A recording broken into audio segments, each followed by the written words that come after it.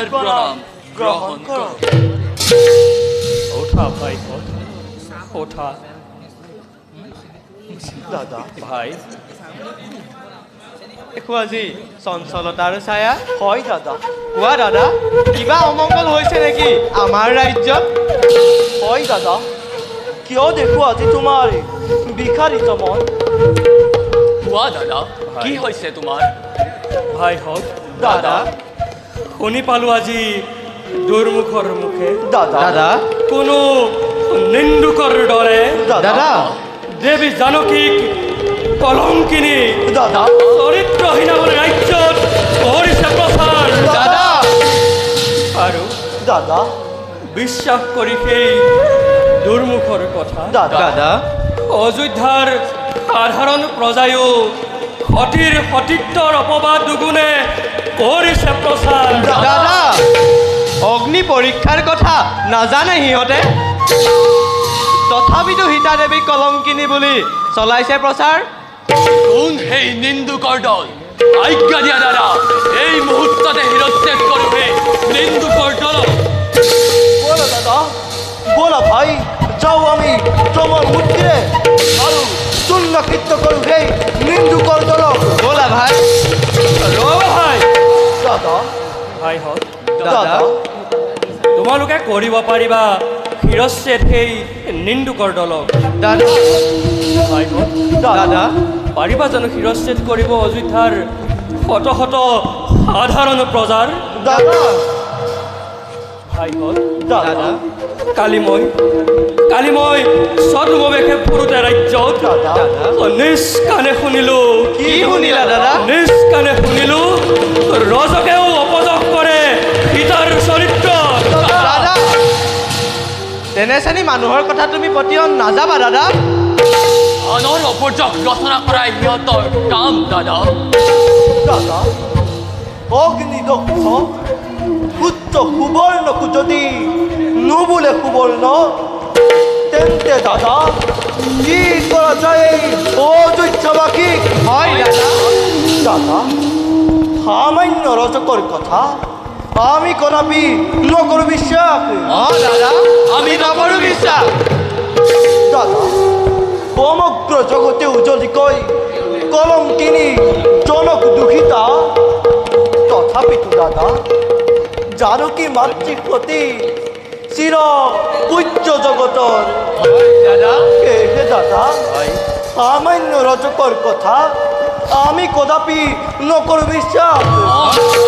আমি নকৰো বিশ্বাস। ভাইহঁত দাদা কৰিবানে তোমালোকে এই ৰামক বিশ্বাস? দাদা কালি মই স্বচক্ষে দেখিলোঁ। কি দেখিলা দাদা? কালি মই স্বচক্ষে দেখিলোঁ জনক নন্দিনী সীতাই সীতাই প্ৰতিচ্ছবি অংকন কৰি ৰাক্ষস ৰাৱণৰ মিত্ৰ যায় তাৰেই কোলাত। কি ক'লা দাদা? জনক নন্দিনী সীতাই প্ৰতিচ্ছবি অংকন কৰি সেই ৰাক্ষস ৰাৱণৰ মিত্ৰ যায় তাৰেই ওপৰত। ভাই নৃত্য যায় তাৰেই ওপৰত। দাদা নহয় দাদা, এই কথা মোৰ কেতিয়াও বিশ্বাস নহয়। অসম্ভৱ দাদা, অসম্ভৱ। অসম্ভৱ দাদা ভাইহঁত দাদা অসম্ভৱ হয় হয় দাদা দাদা অসম্ভৱ হ'ব পাৰে এইটো পৰ ৰাজ্যত, দাদা কিন্তু ৰাম ৰাজ্যত দাদা এই দুৰ্ভগীয়া ৰামৰ ভাগ্যত দাদা দাদা যত মানে আছে অসম্ভৱ সকলোৱে এদিন হৈছিল সম্ভৱ। দাদা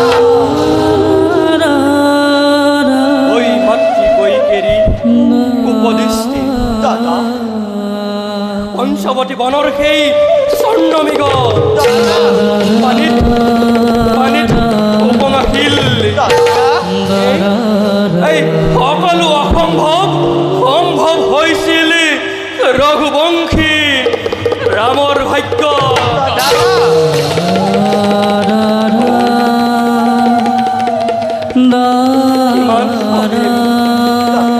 ইমান মহিমাৰো হৃদয়ৰ জুমি ৰাজকুলত জন্ম লৈ দাদা খাটিলো বনবাস 14টি বছৰ দাদা অন্যায় অমৰ কৰি বধিলো বালিক দাদা এই তাপে দগ্ধ আজিও হৃদয় দাদা লংকাত দাদা লংকাৰ বাবে সেতু বান্ধি জানকীৰ সেতু কৰিছিল ব্ৰহ্মবৰ্মই স্বৰ্ণ লংকাত দাদা নাই নাই প্ৰয়োজন আৰু মোৰ স্বৰ্ণ সিংহাসন দাদা নাই প্ৰয়োজন আৰু মোৰ অতি জানকীৰ যাৰ অপযোগ সমগ্ৰ বিশ্বই কৰে আলোচনা লংকাপতি ৰাৱণৰ হাতে বন্দিনী সীতা কলংকিনী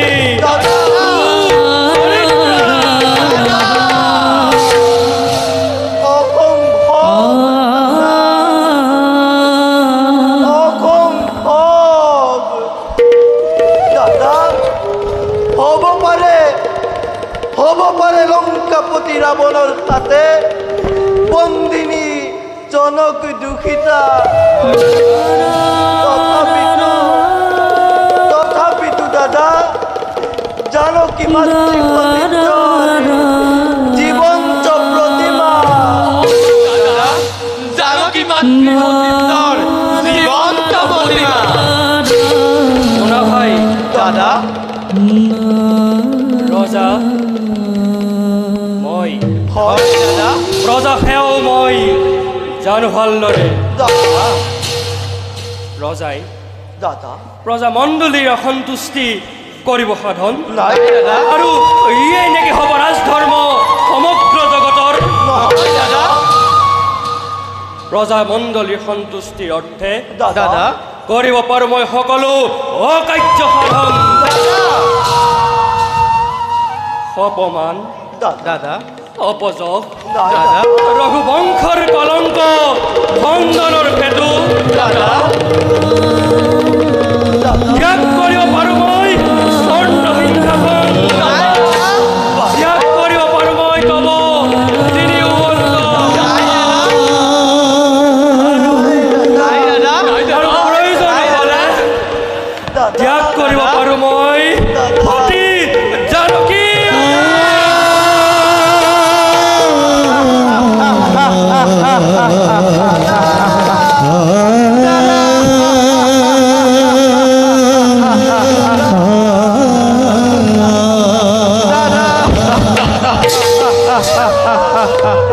দাদা তুমি ত্যাগ করা লাগিলে তোমারে কিন্তু দাদা তুমি ত্যাগ নকরিবা লক্ষ্মী স্বরূপা দেবী জানকী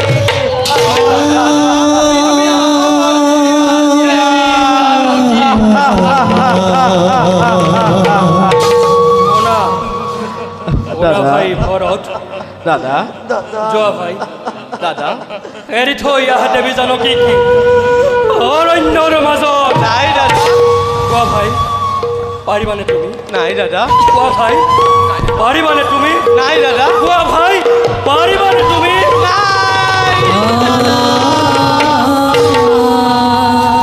কিয় কৰা এনে নিষ্ঠুৰ আদেশ বজ্ৰাঘাত নিদিবা দাদা ভৰতৰ হিৰে বিচাৰিছো ক্ষমা দাদা নোৱাৰিম পালিব এনে নিষ্ঠুৰ আদেশ দাদা কোৱা ভাই পাৰিবানে তুমি দাদা চৰণত ধৰি মই কৰিছো কাকুতি নোৱাৰো পালিব এনে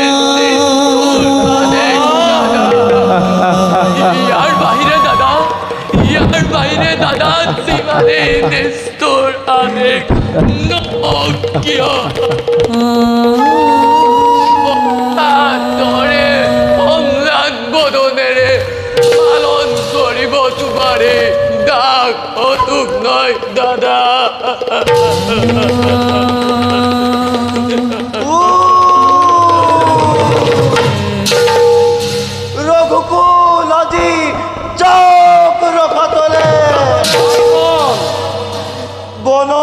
মাজত বনৰ মাজত জানকী মাতৃ থাকিব কিদৰে অকলে অকলে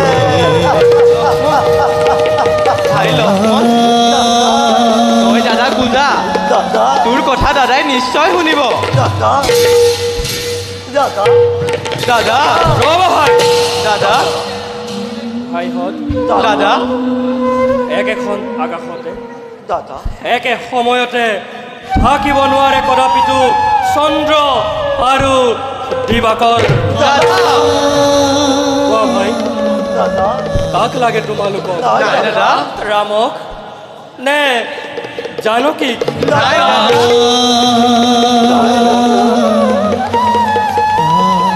বনবাসী ৰাঘৱৰ আৰথি লগ কোৱা ভাই দাদা পাৰিবানে তুমি পালিবই ৰামৰ আদেশ নাই কোৱা ভাই দাদা পাৰিবানে তুমি প্ৰত্যুত্তৰ নিবিচাৰিবা দাদা তেন্তে শুনা ভাই দাদা কালিলৈ প্ৰাতঃ দাদা নাই দাদা সকলোৰে অজ্ঞাতে নাই নাই দাদা দাদা বাল্মীকিৰ তপোবন দৰ্শন কৰোৱাৰ চলেৰে নাই দাদা এৰি থৈ আহিবা দাদা এৰি থৈ আহিবা দেৱী জানকীক অৰণ্যৰ মাজত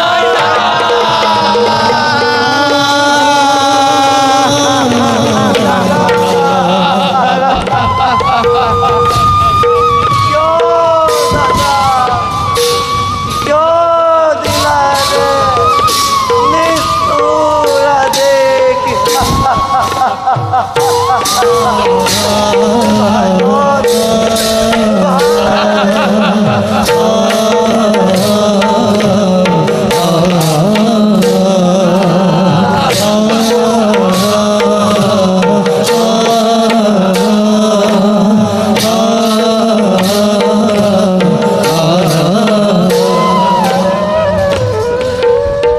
ভাই লক্ষ্মণ দাদা নাকান্দিবি ভাই দাদা শ্ৰেষ্ঠ হৈ ভাতৃৰ চকুলো নোৱাৰো যে চাব স্থিৰ হৈ লাগিছো তোৰ ভাতৃ ভক্তি দাদা জগতত তোৰ দৰে ভাতৃ ভক্তি অতিকৈ বিৰল ভাই দাদা অঁ ভাই জগতত তোৰ দৰে ভাতৃ ভক্তি অতিকৈ বিৰল দাদা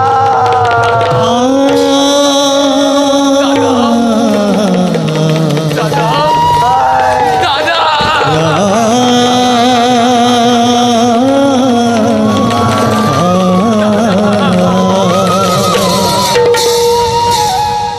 নাকান্দিবা দাদা ভাই নাকান্দিবা ভাই এতিয়া আৰু কালি কোনো লাভ নাই ভাই কিন্তু কিন্তু দাদা নুবুজিলো ভাই 14 বছৰে অনাখাৰে অনিদ্ৰাৰে বনৰ মাজত থাকি ভাই কাৰেঙত এৰি থৈ স্নেহৰ উৰ্মিলাক যি মাতৃৰ তুমি সেবিছিলা চৰণ ভাই ভাই সেই মাতৃক কোনপথে দাদা ভাই অ দাদা সেই মাতৃক কোনপথে আজি এৰি আহিবা বনৰ মাজত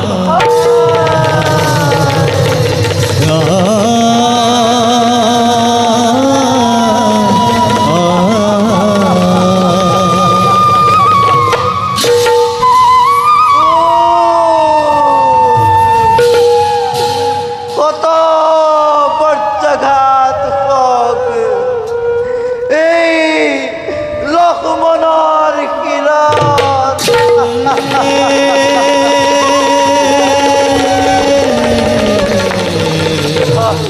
আই আই বসুমতী তুমি এতিয়াও দ্বিখণ্ডিত হোৱা নাই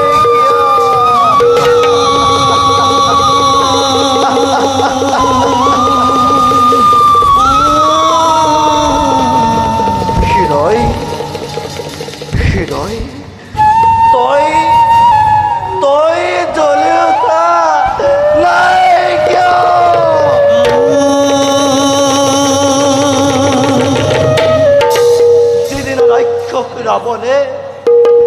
যিদিনা ৰাক্ষস ৰাৱণে হৰি নিছিলে জানকী মাতৃক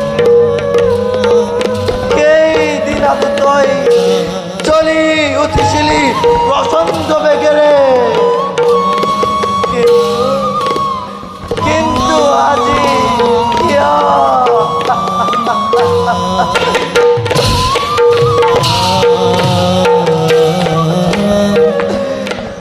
ৰাজ্য ধন পৰি কৰি ত্যাগ কৰিছে উৰ্মিলাকে ৰাজ কাৰেঙত তোমাৰ বাবে কেৱল তোমাৰ বাবেই দাদা শৰীৰত মেৰিয়াইছিলো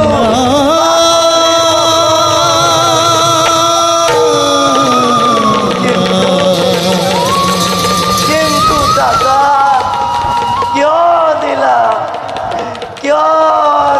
এনে নিষ্ঠুৰ আদেশ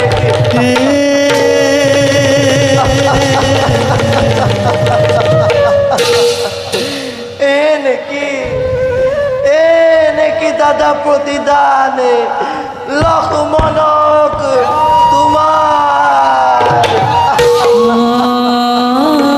দাদা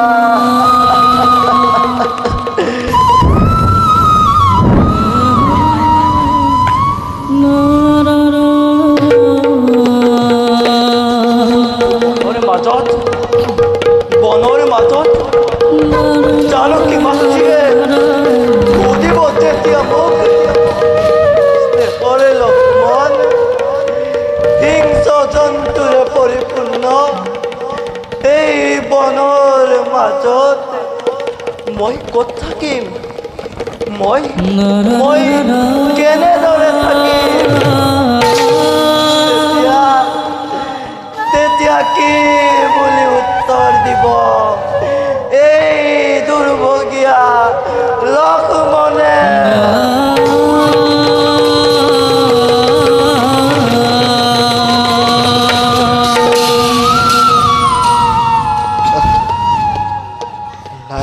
নাই মই আৰু বিচলিত হলে নহব জ্যেষ্ঠ দাদা পিতৃতুল্য তেওঁৰ আদেশ মই পালিবই লাগিব যাওঁ ত্যাগ কৰি হৃদয়ৰ সকলো